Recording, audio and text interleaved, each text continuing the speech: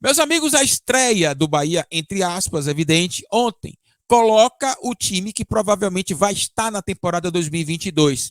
Esta equipe pode ser remodelada ou colocada algumas peças que não estão ainda no elenco. Isso porque é claro que o Guto vai observar este período e vai tentar identificar pontos de melhoria que podem ser somente melhorados com a vinda de um atleta.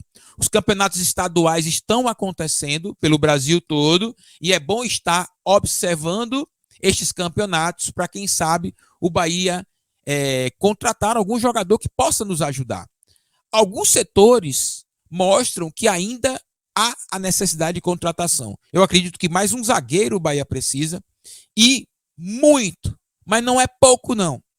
Meio de campo. O Bahia precisa no meio de campo de volante, um meia criativo e um meia um pouco mais avançado. O Bahia precisa de um volante de marcação, o Bahia precisa de um meia que possa trabalhar melhor a bola, distribuindo a melhor para toda a equipe. O Bahia precisa também de um meia ali um pouco mais próximo do centroavante da equipe de ataque. Então, o Bahia no setor de meio de campo ainda é um ponto muito importante para que ele fique cada vez melhor.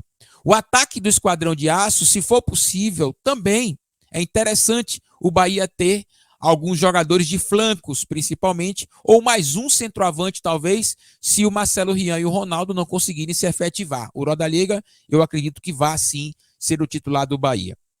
Mas, com esta equipe que nós temos aí, ela pode ser uma equipe, sim, favorita para vencer o Campeonato Baiano, mas, ao mesmo tempo, a Copa do Nordeste, o favoritismo está entre Fortaleza e Ceará. O Bahia pode incomodar com esta equipe, Wendel, o Fortaleza e o Ceará, sim. O Bahia pode incomodar estas equipes, principalmente quando jogarem na Arena Fonte Nova. Acredito que fora de casa, ainda o Bahia precisa evoluir bastante. Mas, mesmo assim, nós precisamos de mais jogos para poder analisar este Bahia.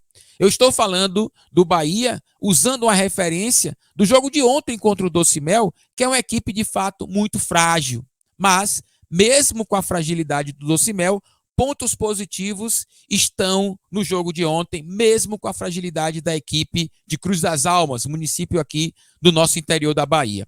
Um ponto positivo que eu vi foi o Bahia ter um passe mais qualificado, que em 2021 isso não acontecia. O Bahia trocava passes com velocidade e os erros de passe foram pequenos para a relação do tamanho da posse de bola que o Bahia teve. Este foi um ponto positivo e que eu espero que continue assim. Muitas equipes que estão estreando agora, elas têm este ponto falho, que é o erro em excesso no passe. O Bahia ontem não mostrou tanto erro de passe assim. Um outro detalhe que eu gostei, que eu achei um ponto positivo do Bahia, foi na contratação dos dois laterais. O Jonathan e o Djalma estrearam muito bem no Bahia.